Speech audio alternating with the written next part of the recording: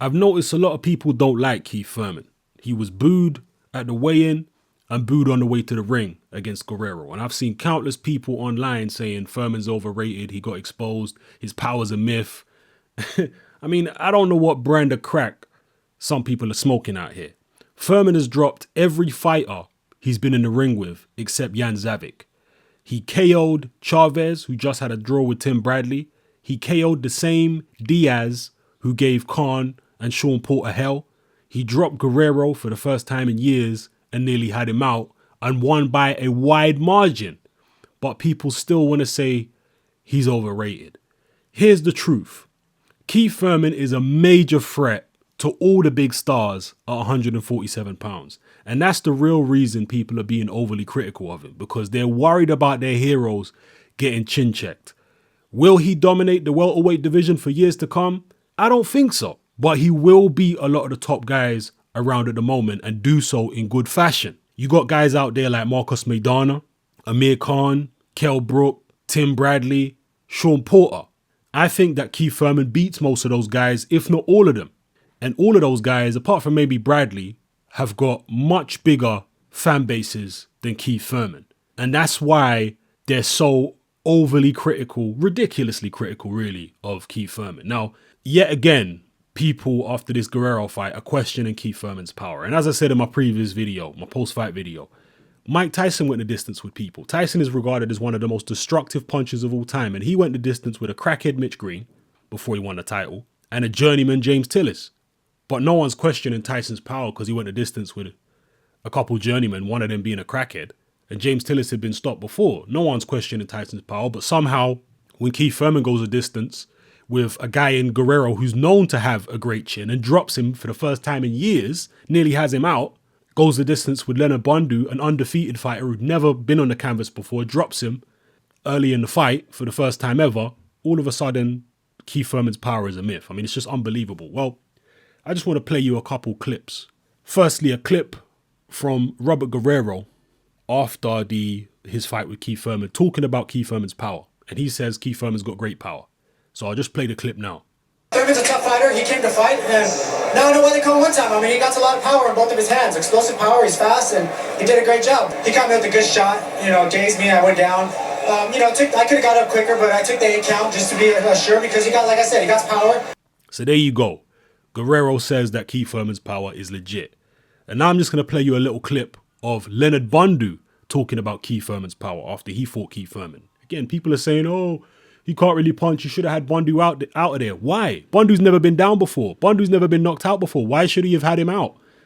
Maybe Keith Thurman ain't the best finisher. I think that's a fair criticism because he drops pretty much everybody, but some guys are managing to survive. So maybe he's not the greatest finisher, but his power is legit, and you'll hear Leonard Bundu right now talking about it. Even though he has really good punching power, he could have, if I stayed there and traded with him, I would have gotten the worst. But anyway, after a while, he just started moving around and he showed some boxing skills. You went down in the first round, but then you took his punches after that very well. Was his power as much as you thought it was, or your chin is just that good? Well, I have a good chin, actually.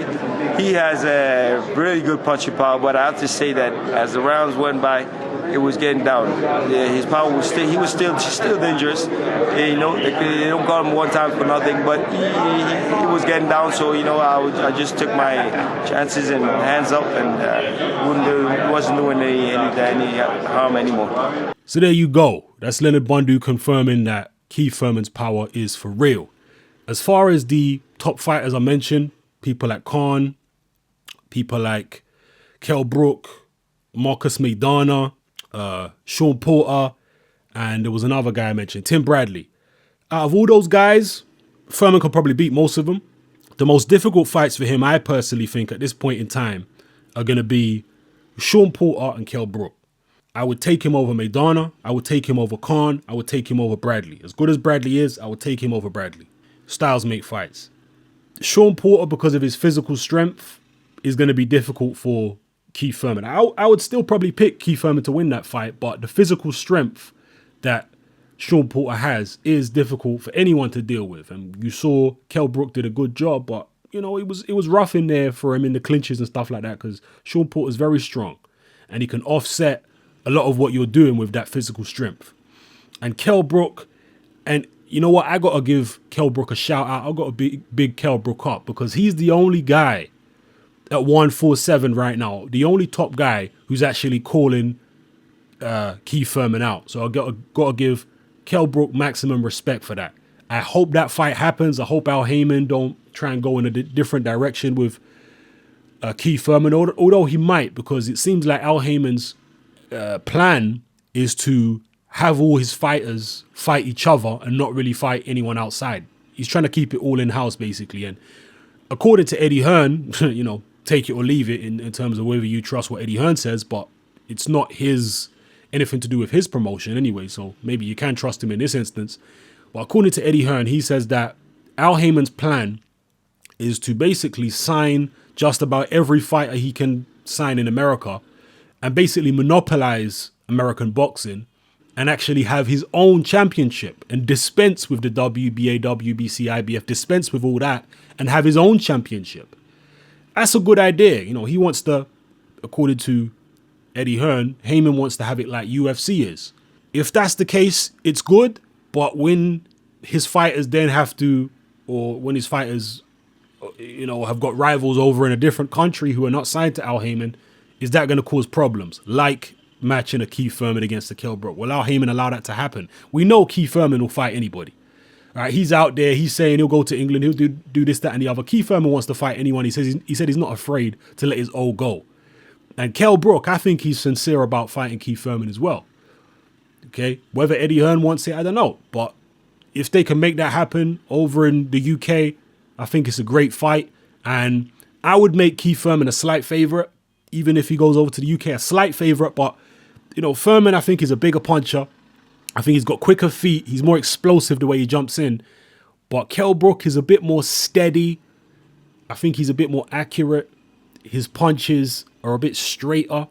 I think he has a better jab.